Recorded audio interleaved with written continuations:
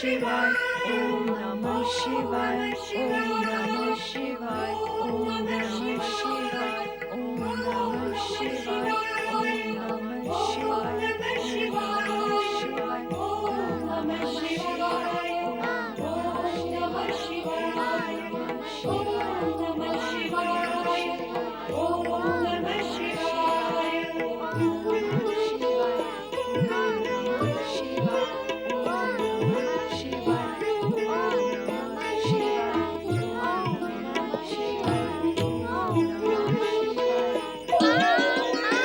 ओम नमः शिवाय। क्या क्या खेला? तू कहाँ गया था? खेल रहा था? क्या खेला मेरा आपने बेटा? प्यारा पुत्र।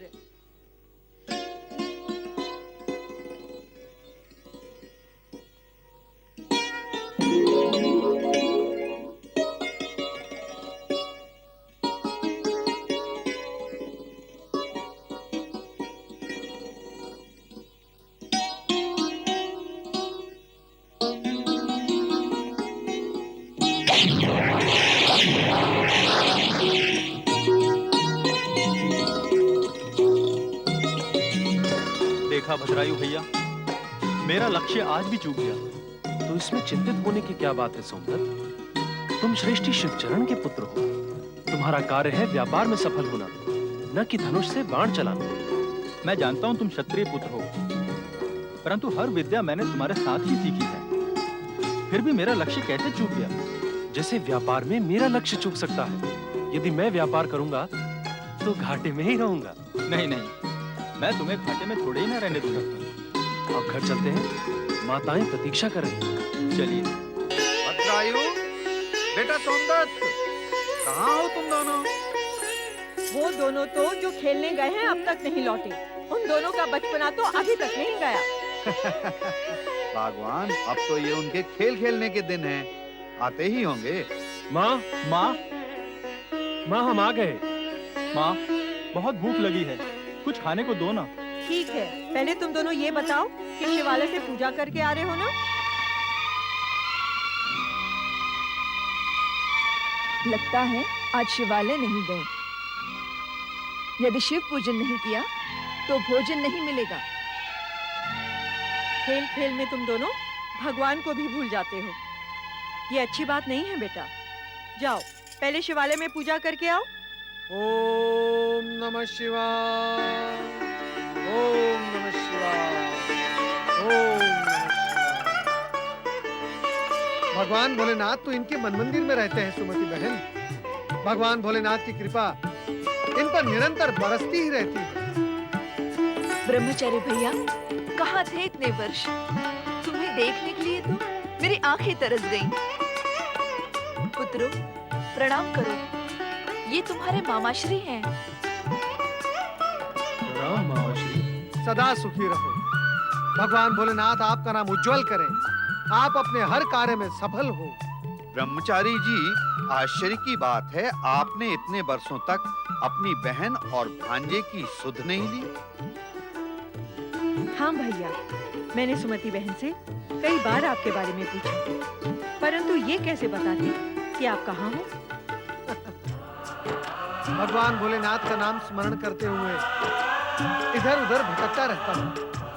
इस बार बहुत दूर देश निकल गया था। बहुत समय के पश्चात यहाँ आने का योग बना है, वो भी एक विशेष उद्देश्य से। बस, तो फिर आप कुछ दिनों के लिए हमारे साथ रहिए और दोनों भांजों की सेवा ग्रहण कीजिए। नहीं नहीं श्रेष्ठी भाई, मैं यहाँ एक विशेष संदेश देने आया हूँ। कैसा संदेश भैया? महात्मा शिव योगी ने भद्रायु को धुरजटी के आश्रम पर आमंत्रित किया है। धूर्जटी के आश्रम पर? बहन सुमति, अब धुरजटी के नाम से घबराने की आवश्यकता नहीं है। गुरुवर धुरजटी अब पूर्ण रूप से बदल गए हैं। क्रोध से भरे धुरजटी अब करुणामय हो गए हैं। वे भी तुम दोनों से मिलने के लिए अति उत्सुक हैं। ये धूर्जटी कौन है मामाश्री? धुरजटी एक शिवभक्त है, जो पहले पाषाण के समान कठोर थे, परंतु अब पुष्प के समान कोमल हो गए हैं। तुम इनसे मिलोगे तो प्रसन्न हो जाओगे। क्या शिव योगी वहाँ पधारे हैं? हाँ, मैं उनका ही तो संदेश लेकर यहाँ आया हूँ। ठीक है, हम शीघ्र ही शिव योगी की सेवा में पहुंचेंगे। वे तो भद्रायु के जीवन दाता हैं। उनका उपकार हम भला कैसे भूल सकते हैं। तो मैं शीघ्र ही तुम्हारे लिए रथ की व्यवस्था कर दूंगा बहन। ब्रह्मचारी जी, मेरी ओर से शिव योगी महात्मा को निवेदन करना कि एक बार फिर से हमारे घर पधार कर हमारा घर पावन करें। आपका यह संदेश मैं उन्हें अवश्य दूंगा। श्रेष्ठीवर, अब आप मुझे आज्ञा दें। ओम नमः शिवाय। ओम नमः शिवाय। ओम नमः शिवाय। नमः शिवाय। प्रणाम योगीराज। ये मेरा सौभाग्य है कि आपने मेरा आतिथ्य स्वीकार किया। आप में इतना परिवर्तन आ गया है कि अब आपके आश्रम का वातावरण हमें प्रिय लगने लगा है। ये सब आपके आशीर्वाद से ही संभव हुआ है योगीराज। यदि आप बार बार मुझे संबोधित करके उपदेश न देते तो मेरे मिथ्याभिमान का अंकुर नष्ट ना होता और मैं पतन के मार्ग पर बढ़ता ही चला जाता। भूतकाल की बातों का स्मरण करके कोई लाभ नहीं।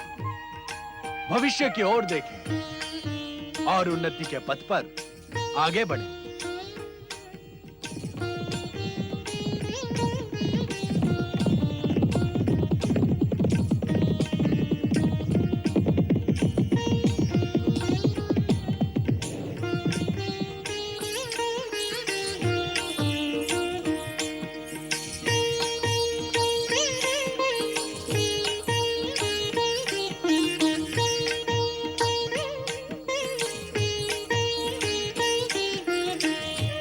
पधारे महारानी सुमति।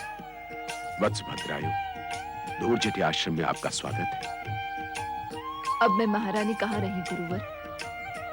आपकी कृपा से मेरा ये पद तो बहुत पीछे छूट गया। हम पर व्यंग्य बाण न बरसाएं महारानी सुमति। हम अपने किए पर पछता रहे हैं। हमारे हृदय से क्रोध, द्वेष और प्रतिशोध की भावनाएं समाप्त हो गई हैं। मात्र शिव योगी की कृपा से हमारा हृदय स्वच्छ, निर्मल और शिव भक्त से पूर्ण हो गया है। तुम्हारी हर कामना पूर्ण हो। तुम्हें यश, वैभव और अतुल बल प्राप्त हो। आपने हमारा स्मरण किया, हम कृतज्ञ हो गए।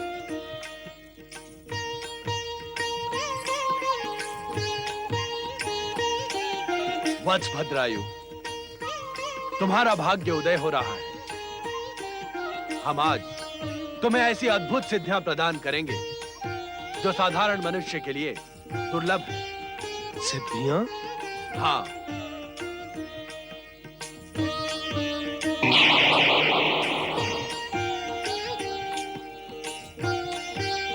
वत्स भद्रायु, लो ये शंख। यह चमत्कारी शंख अपनी ध्वनि के ही समान दूर दूर तक तुम्हारे यश का प्रसार करेगा। लो, इसे बजाओ। ओम नमः शिवाय। ओम नमः शिवाय। योगीराज, अद्भुत है ये शंख। सचमुच चमत्कारी है ये शंख। वत्स भद्रायु, इसे महात्मा शिव योगी का प्रसाद ही समझो। भद्रायु, इस शंख को बजाते ही तुम्हारे मन में शिव भक्ति का संचार होगा। भद्रायु, इस खड़क को स्पर्श करते ही तुम्हारे शरीर में एक सहस्त्र हाथियों का बल समा जाएगा। संसार का कोई भी मानव तुम्हें युद्ध में पराजित नहीं कर पाएगा।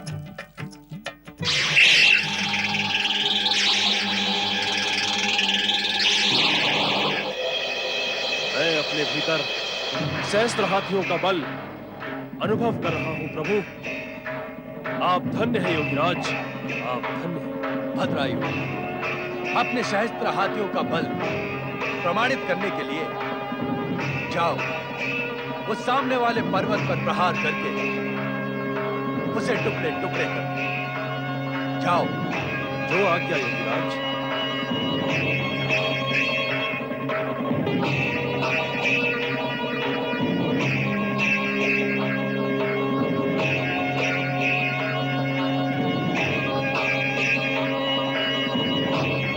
ओम नमः शिवाय।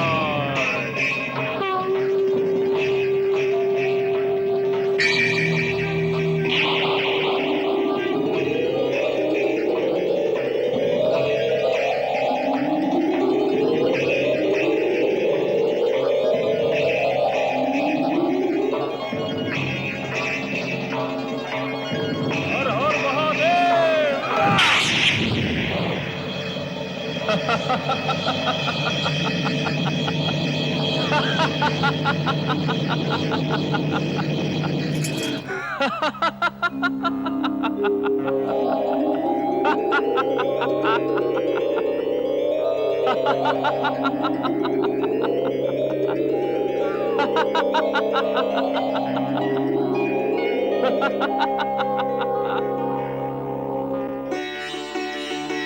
वत्स भद्रायु, तुम सहस्त्र हाथियों का बल प्राप्त करके महाबली हो गए हो।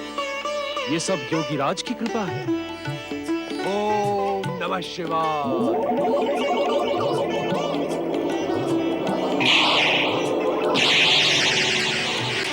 ये शिव कवच सदा तुम्हारी रक्षा करेगा भद्रायु। इसे कभी अपने से अलग न होने देना। जो आज्ञा योगीराज। नारायण नारायण। ओम नमः शिवाय। राजगुरु धूर्जटी, आप स्वप्न नहीं साक्षात नारद को देख रहे हैं, वो भी भगवान भोलेनाथ की कृपा से। मैं यहाँ भगवान भोलेनाथ को वंदन करने आया हूँ। भगवान शिव। भोलेनाथ, अब आप ये शिवयोगी का रूप त्याग कर साक्षात महादेव का रूप धारण करें। हम सब आपके साक्षात दर्शन पाकर धन्य हो जाएंगे।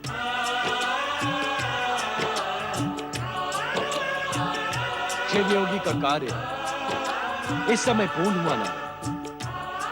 अब हमें यहाँ मूल रूप धारण करने में कोई आपत्ति नहीं।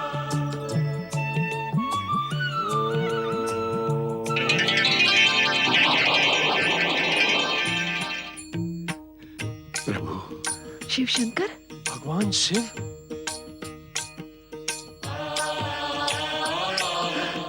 हे देवाधिदेव महादेव, हे त्रिलोकीनाथ, हे कैलाशपति, हे भक्तवत्सल भगवान भोलेनाथ, आपकी जय हो, आपकी जय हो, आपकी जय हो।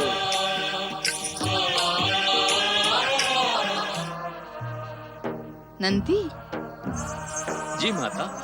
क्या भोलेनाथ अब तक नहीं लौटे? नहीं लौटे माता, पता नहीं कब लौटेंगे।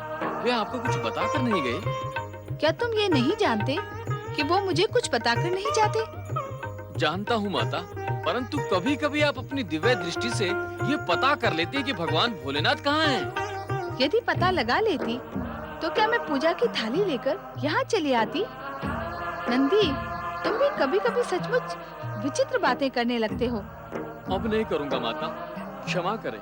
बम बम शंकर, काटा लगे न कंकर, बम बम शंकर, काटा लगे न कंकर। हर हर महादेव, हर हर महादेव। ओम नमः शिवाय। कौन है आप दोनों और यहाँ किस प्रयोजन से आए हैं? देवी, ये हैं महायोगी शिव भक्त ऋषभ देव। संसार में इनके समान वरदानी और चमत्कारी दूसरा कोई नहीं है। ये जिस पर भी कृपा करते हैं उसे इच्छित फल प्राप्ति होती है, और ये जिस पर भी दृष्टि डाल देते हैं वे तेजस्वी हो जाते हैं। भगवान शिव के पावन स्थान कैलाश में आकर किसी और की प्रशंसा करके क्या तुम शिव कोप के पात्र बनना चाहते हो? पहले ये बताओ कि तुम यहाँ किस प्रयोजन से आए हो? हमारा एक ही प्रयोजन है देवी, अपने आराध्य देव के दर्शन करना।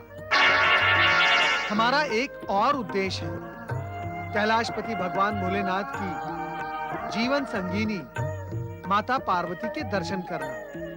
परंतु वे दोनों तो यहाँ दिखाई नहीं दे रहे। महात्मा जी, यही तो है माता पार्वती जी।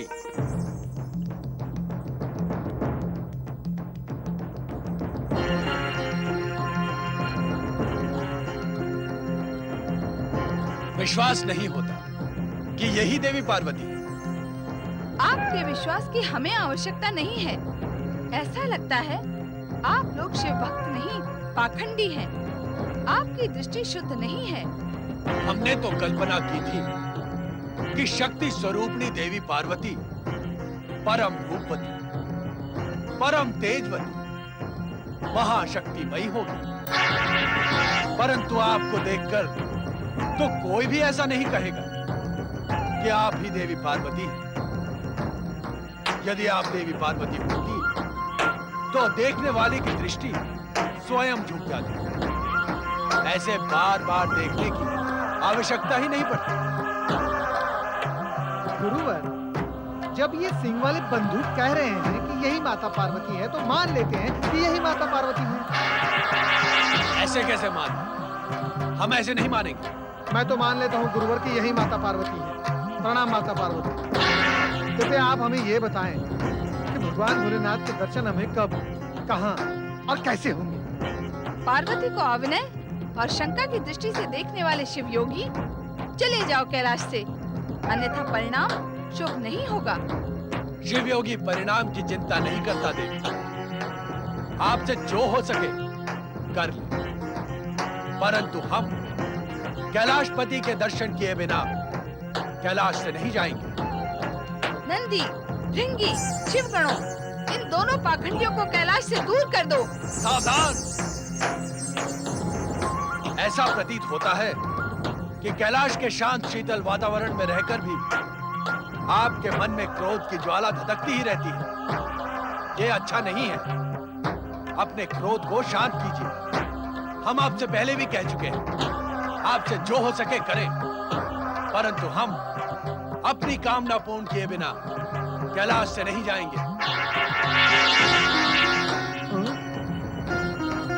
गुरुवर, सुना है माता पार्वती जब चाहे तब शक्ति का रूप धारण करके प्रलय मचा सकती है।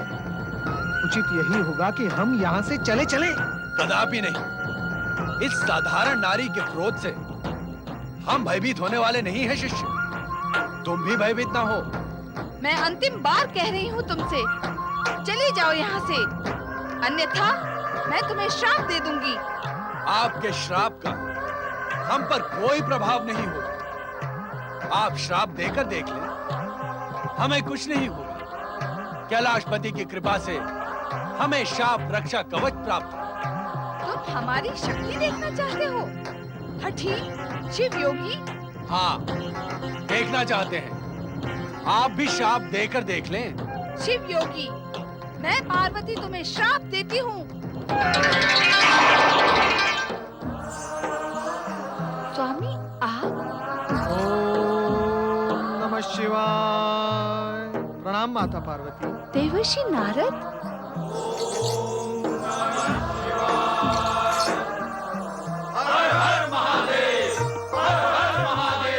स्वामी, आपने मेरे साथ ये लीला क्यों की?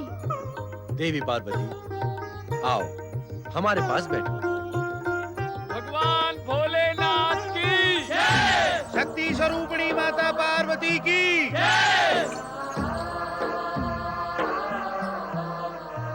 आश्चर्य है देवी, तुमने हम दोनों को नहीं पहचाना। तुमने हमें अपनी दिव्य दृष्टि से देखने का प्रयत्न भी नहीं किया।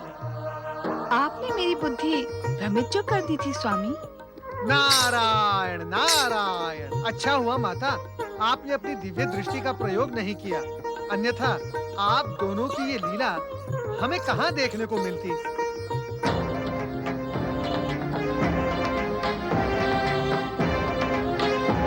क्या हुआ स्वामी? आप अचानक इतने गंभीर क्यों हो गए? भोलेनाथ, क्या कुछ अघटित घटित हुआ है? हाँ नारद,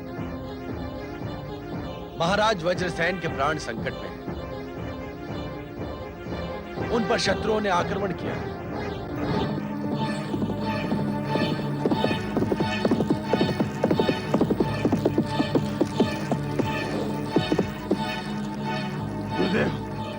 गुरुदेव, अनर्थ हो गया गुरुदेव, अनर्थ हो गया। कैसा अनर्थ हो गया महामंत्री सुदंत? क्या आप युद्ध भूमि से आ रहे हैं? महाराज, वज्रसेन का महल ही युद्ध भूमि बना हुआ है गुरुदेव। शत्रुओं ने दोनों ओर से दशाहरण पर आक्रमण कर दिया। महाराज वज्रसेन ने डटकर उनका सामना किया, परंतु पहले ये बताएं कि महाराज वज्रसेन जीवित हैं या नहीं। भगवान शिव की कृपा से वे जीवित बच गए, परंतु शत्रुओं ने उन्हें बंदी बना लिया। मैं बड़ी कठिनाई से शत्रुओं के बीच से निकलकर आपको सूचित करने आया हूं गुरुदेव। इस समय दशाहरण की रक्षा के लिए केवल आप ही कुछ कर सकते हैं। ये तो होना ही था महामंत्री। आपके महाराज वज्रसेन ने भोग विलास में डूबकर आचरण की सभी मर्यादाओं को तिलांजलि दे दी थी। वे प्रजापालक का कर्तव्य भूल गए थे। इसके अतिरिक्त उनका और क्या परिणाम हो सकता था? ये दोष निकालने का समय नहीं है गुरुदेव। कुछ ऐसा करें कि दशाहरण देश पर आया ये संकट समाप्त हो जाए और महाराज बंदी गृह से मुक्त हो सके। हमारे पास कोई मुक्ति मंत्र नहीं है महामंत्री सुदंत, कि जिसका प्रयोग करके हम महाराज वज्रसेन को शत्रुओं से मुक्त करा दें। फिर भी हम प्रयत्न अवश्य करेंगे, क्योंकि महाराज वज्रसेन महारानी सुमति के पति और युवराज भद्रायु के पिता हैं। भगवान शिव की कृपा से हम दशानन देश को शत्रुओं से मुक्त कराने का प्रयास अवश्य करेंगे। आप धन्य है गुरुदेव। आपका पहले वाला उग्र रूप अब सच्चे राजगुरु में परिवर्तित महामंत्री सुदंत, महामंत्री संभालिए। आपका प्रयास अवश्य सफल होगा। आप आश्रम में चलकर विश्राम करें महामंत्री। मैं आपके उपचार की व्यवस्था करता हूं। भगवान शिव की कृपा से आप शीघ्र ही स्वस्थ हो जाएंगे। आइए। माँ, भैया, कहाँ हैं आप लोग? सोमदत्त, क्या बात है बेटा? सोम, भद्रायु कहाँ है? भद्रायु मेरे साथ कैसे हो सकता है मैया? मैं तो तुम्हें बताकर गया था कि मैं अकेला व्यापारियों से मिलने दशान राज्य जा रहा हूँ, परंतु दशान में तो युद्ध छिड़ा हुआ है।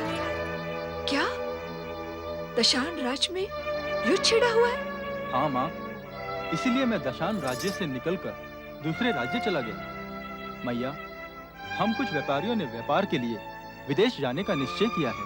क्या तुम विदेश जाओगे? नहीं बेटा, इसकी क्या आवश्यकता है? तुम्हारे पिता के पास क्या धन की कमी है जो तुम अपने प्राण संकट में डालना चाहते हो? हाँ बेटा, विदेश यात्रा में तो समुद्री दस्युओं का भय होता है। समुद्र में वे व्यापारियों को लूट लेते हैं। प्रणाम माताओं। तुम आ गए भद्रायु? तुम कहाँ गए थे भैया? मैं युद्धाभ्यास करने गया था। शिव योगी जी के दिए हुए शंख और खड्ग का नित्य प्रयोग न करने से वे प्रभावहीन हो जाएंगे। तुम परदेश से कब आए? अभी अभी आया भैया। भैया, तुम माताओं को समझाओ ना, ये मुझे विदेश व्यापार करने जाने से ना रोकें। ये मुझे समुद्री दस्युओं का भय दिखा रही है। सोमदत्त को विदेश यात्रा पर जाने दे मां। विदेश व्यापार से इसका साहस बढ़ेगा, इसका भाग्य चमकेगा और श्रेष्ठी शिवचरण और सोमदत्त का नाम विश्व भर में प्रसिद्ध होगा। श्रेष्ठीवर जी, आप सबको मुख्य कक्ष में बुलाया है। राजगुरु पधार रहे हैं। चलो।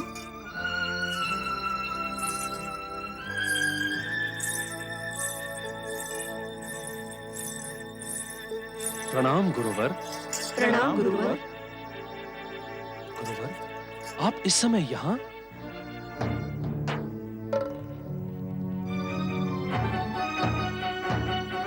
मुझे आना ही पड़ा भद्रायु। तुम्हारे पिता महाराज वज्रसेन को बंदी बनाकर शत्रुओं ने संपूर्ण दशारण देश पर अधिकार कर लिया है। अभी अभी सोमदत्त ने दशान राज में युद्ध छिड़ने की सूचना दी, परंतु मैंने नहीं सोचा था कि महाराज। इसमें महाराज वज्रसेन का भी कम दोष नहीं है महारानी सुमति, परंतु इस समय मैं उसकी चर्चा नहीं करूंगा। बस भद्रायु, तुम्हें शिवयोगी द्वारा दी हुई अद्भुत शक्ति प्राप्त है। उसका प्रयोग करके दशारण देश को शत्रुओं से मुक्त कराओ। हाँ पुत्र, तुम अकेले अपने पिता को इस संकट से बचा सकते हो। तुम निश्चिंत रहो मां। वत्स भद्रायु, शत्रु बलवान है, तुम्हें सहस्त्र हाथियों का बल प्राप्त है, परंतु शत्रु की सेना को परास्त करने के लिए सेना की आवश्यकता होगी। शीघ्र ही सेना को एकत्रित करो। गुरुदेव, आप उसकी चिंता ना करें। मेरे पास धन की कोई कमी नहीं है। पुत्र भद्रायु, तुम योद्धाओं को एकत्रित करो और योजना बनाकर शत्रु पर आक्रमण करो। तुम्हें विजयश्री निश्चित प्राप्त होगी।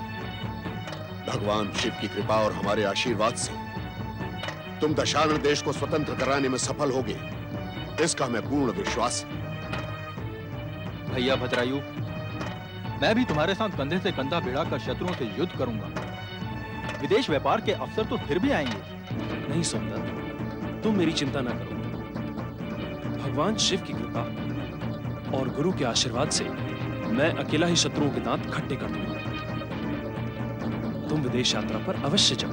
नहीं भद्रायु, सोमदत्त तुम्हारे साथ ही जाएगा। वो तुम्हारे समान योद्धा नहीं है, किंतु तुम्हारी अनेक प्रकार से सहायता कर सकता है। महारानी सुमति, चिंता का कोई कारण नहीं है। शिवयोगी द्वारा दिए हुए दिव्य शंख, दिव्य खड्ग और दिव्य शिव कवच धारण करने वाले भद्रायु का कोई बाल भी बांका नहीं कर सकता। आप निश्चिंत रहें गुरुवर, मैं शिव कवच धारण करके ही युद्ध के लिए प्रयाण करूंगा, परंतु इससे पहले मुझे सेना एकत्र करनी है। अच्छा, तो हम चलते हैं। प्रणाम गुरुवर। हमारा शुभ आशीर्वाद तुम्हारे साथ है। शीघ्र ही विजयश्री तुम्हारे चरण चूमेगी, इसमें हमें तनिक भी संदेह नहीं है। स्वस्थ, तुम्हारा कल्याण हो।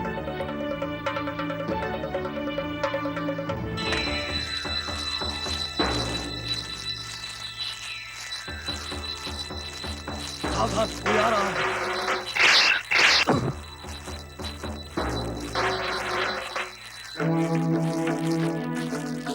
कौन हो तुम? किसी अपरिचित को हमारे राज्य की सीमा में प्रवेश करना मना है। हमको हमारे राज्य में प्रवेश करने से कोई नहीं रोक सकता। दूर हो जाओ तुम। हम तुम्हें प्रवेश करने नहीं देंगे। क्या?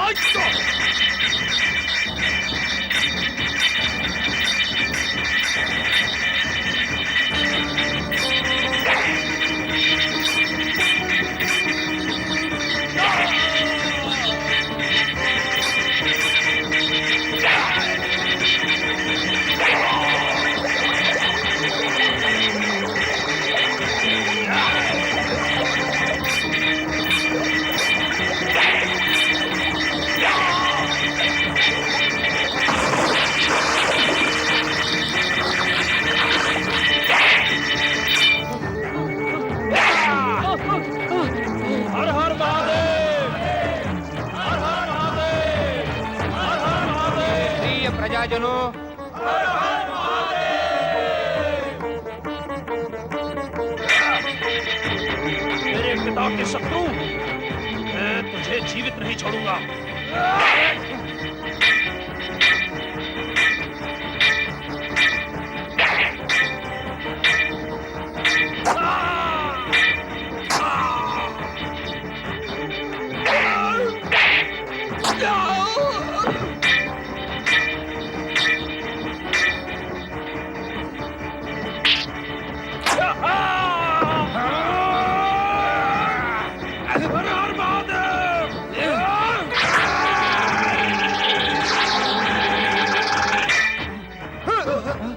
चलो चल।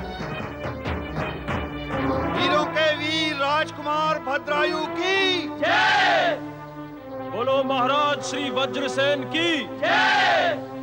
भद्रायु, तुम जाकर महाराज को बंदी गृह से मुक्त कराओ। यदि शत्रुओं ने सिर उठाने का प्रयत्न किया तो मैं देख लूंगा। ठीक है सोमदत्त, परंतु तुम सावधान रहना। मैं सावधान हूं भद्रायु, तुम निश्चिंत रहो। चलो। दशार्ण देश के नरेश महाराज वज्रसेन की जय। दशार्ण देश के नरेश महाराज वज्रसेन की जय। महाराज वज्रसेन की जय। महाराज वज्रसेन की जय। महाराज वज्रसेन की जय। महाराज वज्रसेन की जय। महाराज वज्रसेन की प्रणाम पिताश्री। तुम? मैं आपका पुत्र भद्रायु। ये मेरा दुर्भाग्य है कि अब तक मैं आपके दर्शन से वंचित रहा पिताश्री। तुम्हारा नाम भद्रायु है? हाँ पिताश्री। तुमने शत्रुओं को परास्त कर दिया? ये देखिए पिताश्री, ये है प्रत्यक्ष प्रमाण कि मैंने शत्रु राजा का वध कर दिया है। शत्रुओं को उनकी करनी का फल मिल गया है पिताश्री। अधिकांश शत्रु मारे जा चुके हैं और जो बचे हैं पलायन कर गए हैं। चलिए पिताश्री, अपने सिंहासन पर पुनः विराजमान हो जाइए।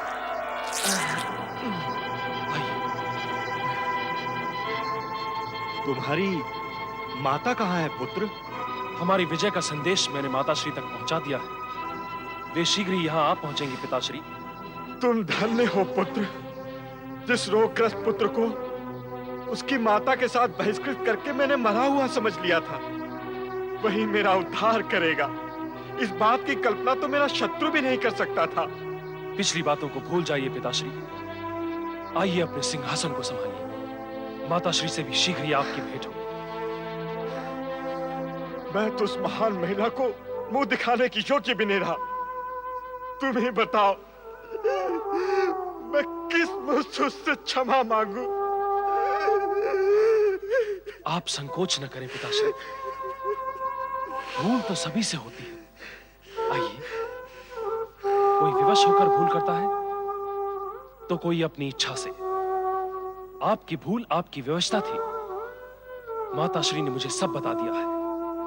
परंतु अब साक्षात भगवान शिव हमारे सहायक हैं, हमारे मुक्तिदाता हैं।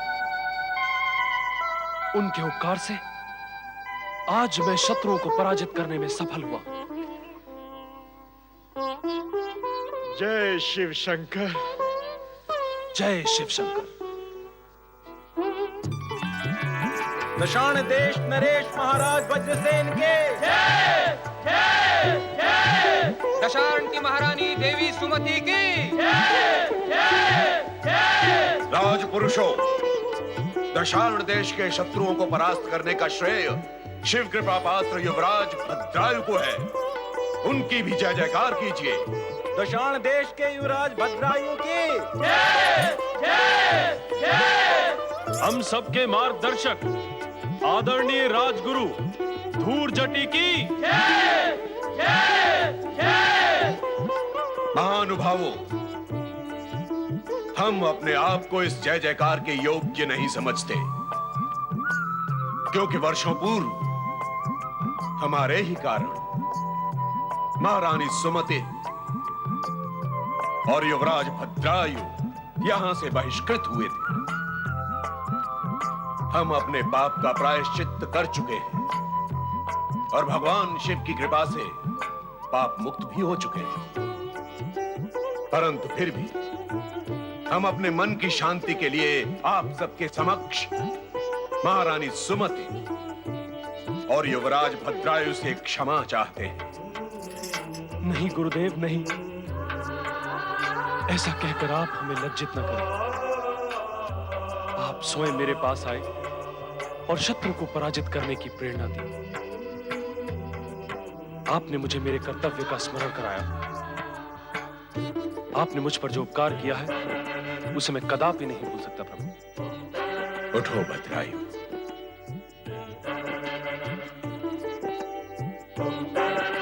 तुम महान हो युवराज। हम ये सत्य कभी नहीं भूल सकते कि प्रतिशोध की आग में जलते हुए हमने तुम दोनों माता पुत्र को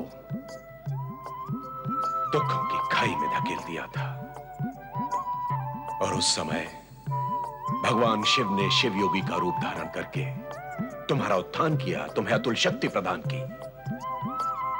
हमारे पाप को भी भगवान शिव ने पुण्य और वरदान में बदल दिया। धन्य है ऐसे भगवान शिव। आओ हम सब मिलकर उन भगवान शिव की जय जयकार करें। बोलो पतितोद्धारक भगवान शिव शंकर की।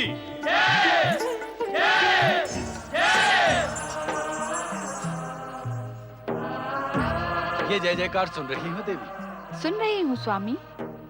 हमारी जय जयकार करने वाला वही भद्रायु है जिसके उत्थान के लिए हमने शिवयोगी का रूप धारण किया था, और जिस रूप को देखकर तुम हमसे रुष्ट हो गई थी। रुष्ट नहीं स्वामी, मैं चकित व भ्रमित हो गई थी। आज भद्रायु ने एक आदर्श पुत्र होने का कर्तव्य निभाया। शत्रुओं को पराजित करके और अपने पिता को बंधन गृह से मुक्त करके उसने उन्हें पुनः सिंहासन पर आरूढ़ किया है। आज भद्रायु के जीवन का एक अति विशेष दिन है। यह तो बहुत ही प्रसन्नता की बात है स्वामी। तब तो शिवयोगी के शिष्य ब्रह्मचारी नारद भी वहाँ अवश्य उपस्थित होंगे। नहीं, क्योंकि हमने उन्हें वहां जाने की प्रेरणा नहीं दी। वे उपयुक्त समय पर उपयुक्त स्थान पर अवश्य उपस्थित होंगे। स्वामी, आपके आशीर्वाद और वरदान से आदर्शपूर्ण और कर्तव्य परायण भद्रायु को मैं भी देखना चाहूंगी। अवश्य देखोगी देवी, परंतु वो समय अभी नहीं आया है। ऐसा क्यों स्वामी? क्या भद्रायु को देखने के लिए मुझे लंबी प्रतीक्षा करनी होगी? हाँ, तुम्हें तब तक प्रतीक्षा करनी होगी जब तक भद्रायु को किसी सुंदरी सौभाग्यवती का साथ नहीं मिल जाता।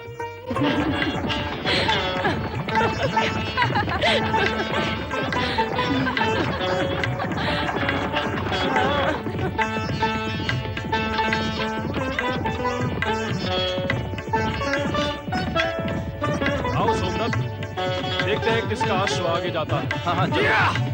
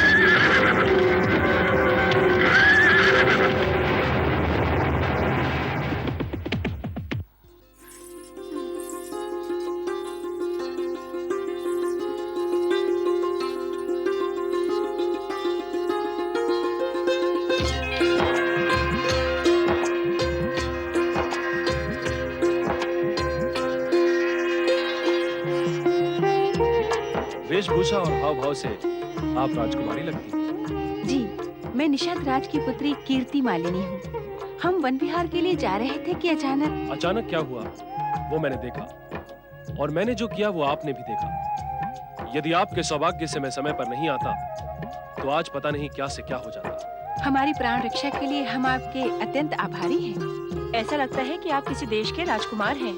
राजकुमारी, ये दशाण देश के राजकुमार भद्रायु हैं, जिन्हें भगवान शिव की कृपा से सहस्त्र हाथियों का बल प्राप्त है। किसी साधारण मनुष्य में इतना सामर्थ्य कहाँ कि बिगड़े हुए घोड़ों का रथ रोक दे। आप इसके लिए भद्रायु का जितना भी उपकार माने कम है। राजकुमारी कीर्ति मालिनी, क्या निषाद राज के राज्य में घोड़ों की परीक्षा की व्यवस्था नहीं है? यदि घोड़ों की परीक्षा होती तो आपके रथ में भड़कने वाले घोड़े क्यों जोते जाते? भविष्य में वन विहार करने से पहले घोड़ों की परीक्षा का ध्यान अवश्य रखिएगा। अवश्य राजकुमार। भद्रायु, ये कितना विचित्र संयोग है कि एक दुर्घटना से बचने के लिए तुम दोनों का परिचय हुआ। हो सकता है इस परिचय में विधाता का कोई संकेत छिपा हो। ये तो समय ही बताएगा सोमदत्त। हमें इनके वन विहार में बाधा डालने का कोई अधिकार नहीं है। चलो चले। नमस्कार राजकुमारी। नमस्कार। नमस्कार।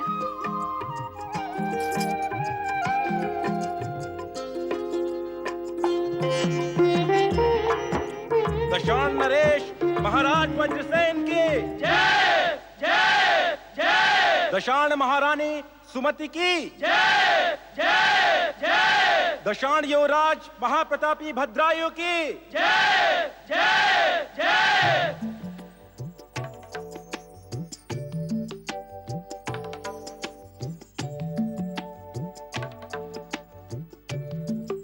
दशाण साम्राज्य के आदरणीय राजगुरु धूर्जटी की जय जय जय। महाराज, मैं निषाद राज को अपने साथ लेकर आया। ये आपसे कुछ विशेष निवेदन करने आए।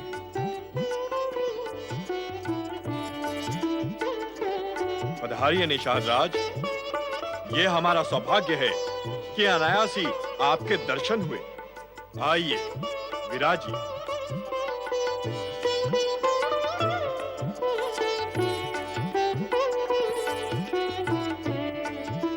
कहिए निषाद राज, हमारे लिए क्या आज्ञा है? जब गुरुदेव आपको अपने साथ लाए हैं, तो आपकी आज्ञा हमारे लिए विशेष महत्वपूर्ण है। गुरुदेव, हमारी ओर से आप ही महाराज से निवेदन करेंगे तो उपकार होगा। जैसी आपकी इच्छा। आप हमारे अतिथि हैं और आपकी इच्छा का सम्मान करना हमारा परम कर्तव्य है। महाराज वज्रसेन, निषाद राज अपनी सर्वगुण संपन्न राजकुमारी कीर्ति मालिनी के स्वयंवर का आयोजन करने ही वाले थे कि भगवान शिव की कृपा से अचानक एक घटना घट गई।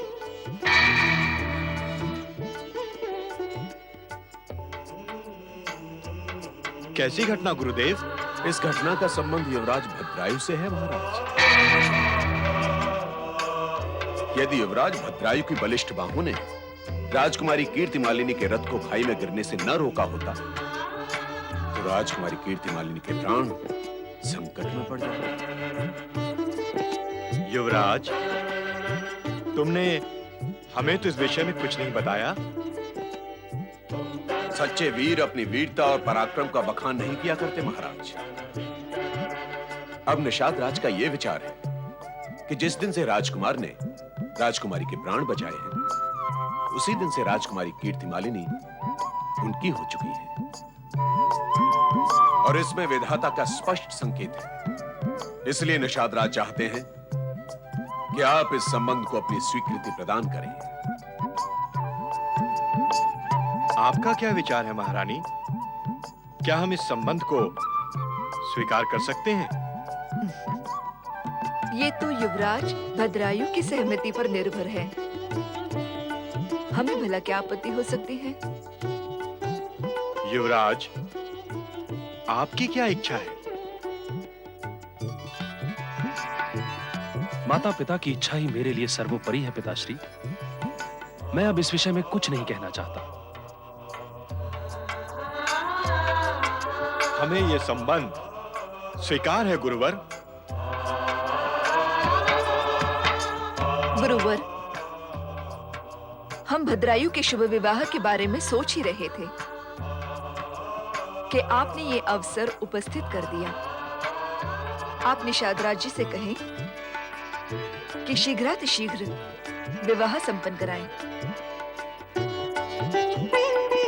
जो आज्ञा महारानी। गुरुदेव के परामर्श से हम विवाह का शुभ मुहूर्त शीघ्र ही निकालेंगे। अब हमें आज्ञा दीजिए।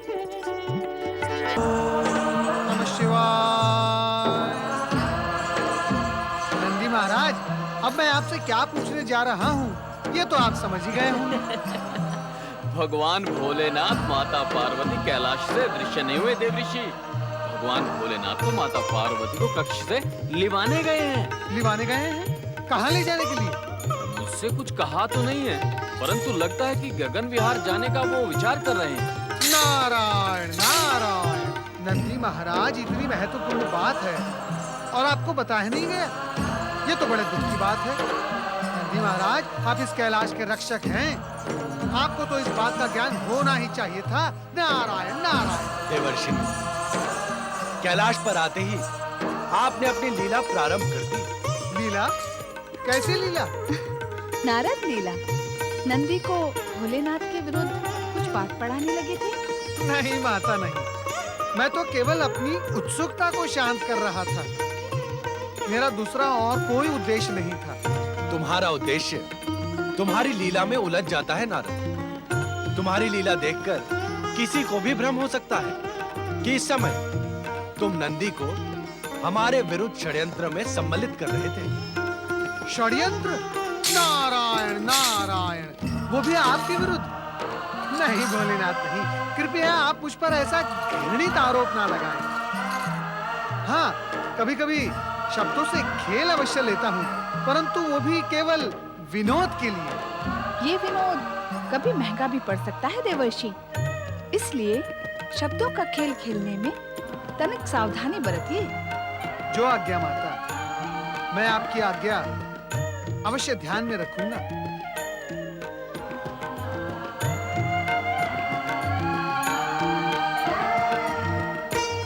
भोलेनाथ, क्या आप दोनों ने गगन विहार करने का विचार किया है? अवश्य। आपसे नंदी ने ही कहा होगा कि हम गगन विहार पर जाने का विचार कर रहे हैं। अब नंदी महाराज असत्य तो नहीं कहेंगे ना? हाँ? जब हमने नंदी से कुछ कहा ही नहीं, तो सत्य असत्य का प्रश्न ही नहीं। नारद, तुम ये बताओ कि इस समय क्या नया समाचार लेकर आए हो? नारायण नारायण, नया समाचार तो है भोलेनाथ। राजकुमार भद्रायु और राजकुमारी कीर्ति मालिनी का शुभ विवाह। क्या आप उस विवाह में सम्मिलित हुए थे देवर्षि? नहीं नहीं माता, बिना निमंत्रण के मैं वहाँ कैसे जाता? निषाद राज के राज्य में विवाह की जो धूमधाम देखी, भद्रायु और कीर्ति मालिनी को वर वधू के रूप में देखा, तो मैं समझ गया। आप समझ गए कि उन दोनों का विवाह हो चुका है? हाँ हाँ प्रभु, परंतु इस समय आपको यह समाचार देना मेरा उद्देश्य नहीं था। आप दोनों के दर्शन की आकांक्षा लेकर मैं यहाँ आया था, सो मेरी आकांक्षा पूर्ण हो चुकी है। अब आप दोनों मुझे आज्ञा दें। ऐसी शीघ्रता भी क्या है नारद? तनिक हमारे साथ वार्तालाप तो करें। आप जब भी कैलाश पर पधारते हैं, तो हमारा मन प्रफुल्लित हो जाता है। नारायण नारायण, ये सब आपकी कृपा है माता। और वैसे भी वार्तालाप करने के लिए कोई भी विषय शेष नहीं रह गया। अब यदि मैं शब्दों का खेल खेलने लगूंगा, तो संकट में फंस सकता हूँ। आप मुझे आज्ञा दे ही दें। नारद बहुत चतुर है देव। वे समझ गए कि भद्रायु और कीर्ति मालिनी के विवाह का समाचार सुनने के पश्चात तुम उन्हें देखने की इच्छा व्यक्त करोगे और हमारे लिए गगन विहार करना अनिवार्य हो जाएगा। आपने तो मेरे मन की बात कह दी स्वामी। आप अंतर्यामी जो हैं, अब हमें शीघ्र ही गगन विहार के लिए प्रस्थान करना चाहिए। नंदी, तुम्हारा कथन सत्य था।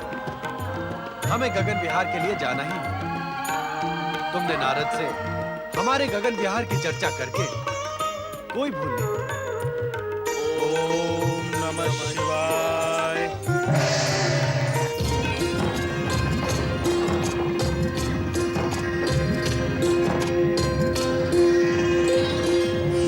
कुछ कहिए स्वामी। हमारा मौन वार्तालाप कुछ कहने से खंडित हो जाएगा रानी कीर्ति मालिनी। तुम जैसी कीर्तिवन की मालिनी हमें प्राप्त हुई। हम सोच रहे हैं भगवान शिव की कृपा से अब हमारी कीर्ति दूर दूर तक अवश्य फैलेगी। भगवान शिव की कृपा पर आपको इतना विश्वास है? शिव की कृपा से ही तो तुम बच गई। यदि भगवान शिव ने हमें सहस्त्र हाथियों का बल न दिया होता, तो खाई में गिरता हुआ तुम्हारा रथ हम कैसे बचा पाते? और वधु के रूप में तुम कैसे प्राप्त होती हमें? ये सारी भगवान शिव की ही तो कृपा है। परंतु मैं तो माता पार्वती की आराधिका हूँ। मैं सोचती हूँ कि माता पार्वती की कृपा से ही मैं बची हूँ। तुम ठीक ही सोचती हो। भगवान शिव और माता पार्वती की कृपा में कोई अंतर नहीं है। शिव शक्ति के रूप में दोनों एक दूसरे में समाये हुए हैं।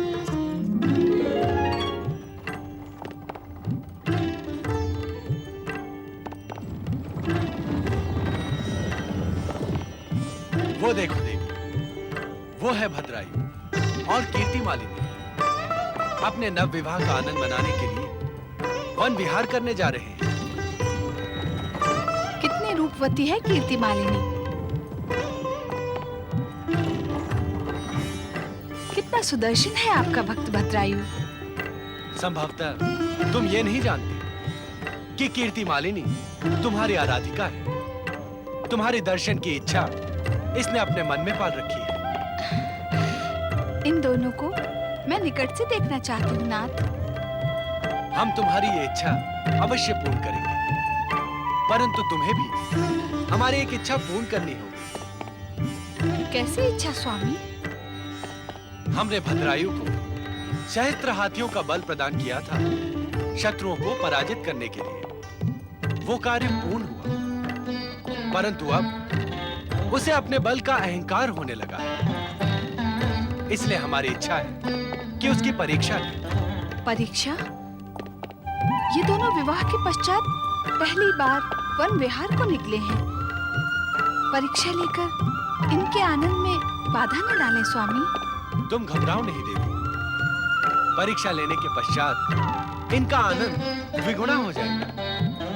हाँ, परीक्षा लेने के लिए हमें अपना वेश परिवर्तित करना होगा। जैसी आपकी आज्ञा स्वामी। चलें।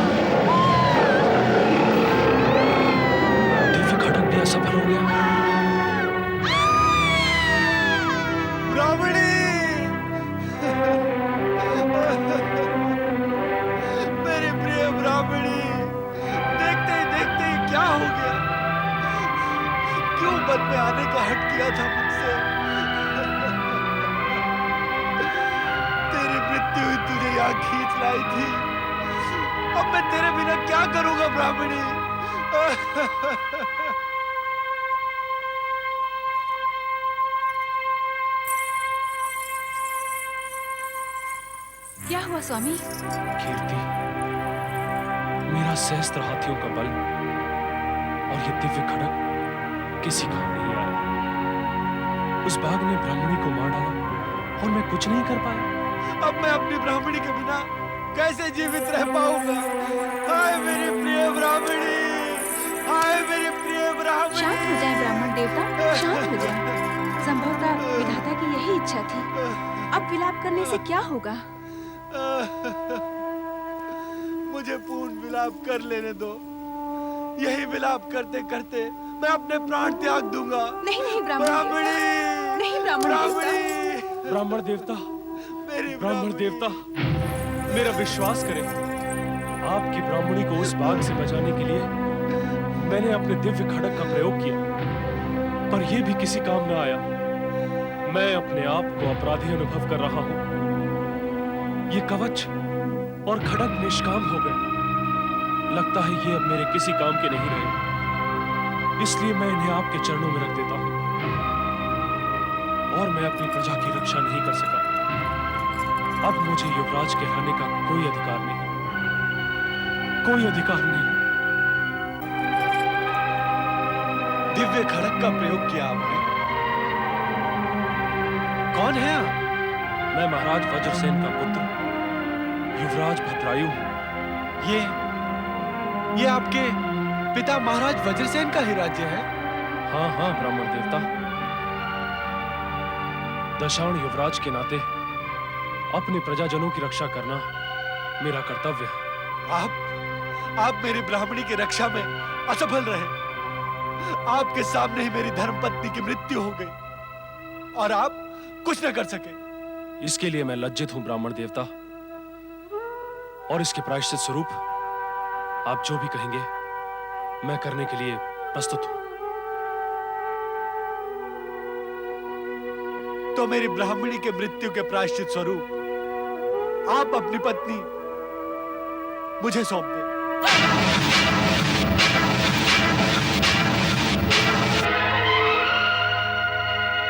ये आप क्या कह रहे हैं ब्राह्मण देवता? नहीं, ये नहीं हो सकता।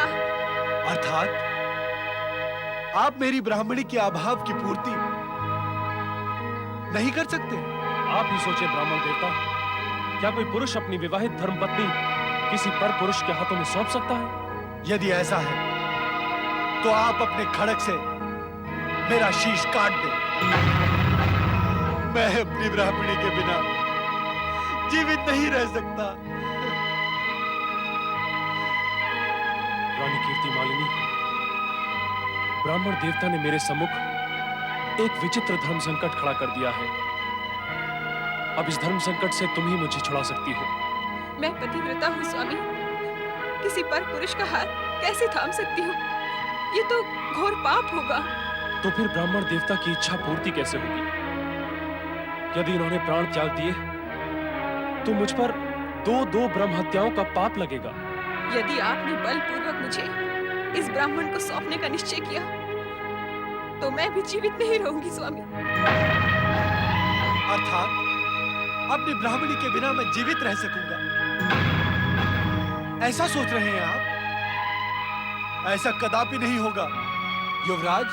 यदि आप अपनी धर्मपत्नी मुझे सौंपने के इच्छुक नहीं हैं और अपने खड़ग से मेरा वध करना भी उचित नहीं समझते, तो अब मेरे पास एक ही उपाय शेष रह गया है। मरण समाधि लगाकर मैं अपने प्राणों का अंत कर दूंगा। हाँ, अब मैं यही करूंगा। ऐसा न करें ब्राह्मण देवता, आपको मृत देखने से पहले मैं अग्नि में भस्म होकर अपने प्राण दे दूंगा। मुझ पर इतनी दया करें,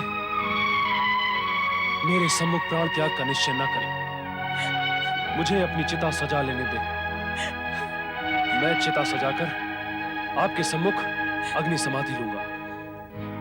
स्वामी, आपके साथ साथ मैं भी जीवित समाधि लूंगी। आपके बिना जीवित रहकर मैं क्या करूंगी? हे विधाता, ये तेरा कैसा न्याय है?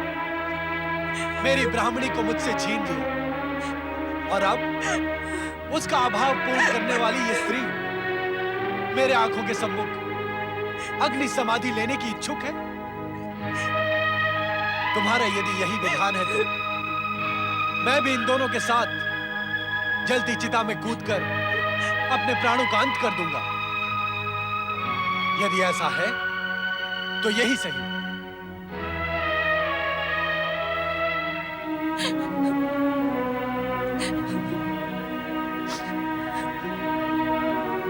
रानी कीर्ति मालिनी, अब भी समय है।